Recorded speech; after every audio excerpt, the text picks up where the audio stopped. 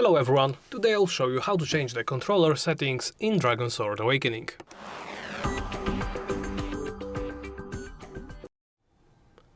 Let's begin by opening settings.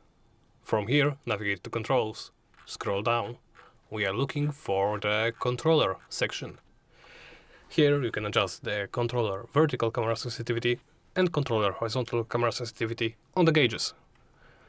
With the default, as you can see, being 40. You can lower it as low as 1 or as high as 100. Adjust those to your liking. I'll stick with the default.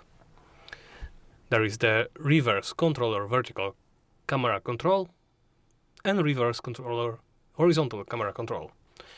This is simply input inversion.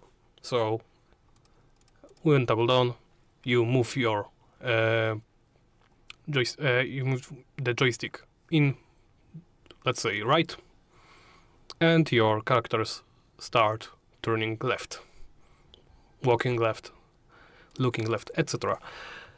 There is also vibration intensity, which you can set to either off, weak, normal, and strong. Once you're done adjusting those to your liking, simply close the menu, and that's about it.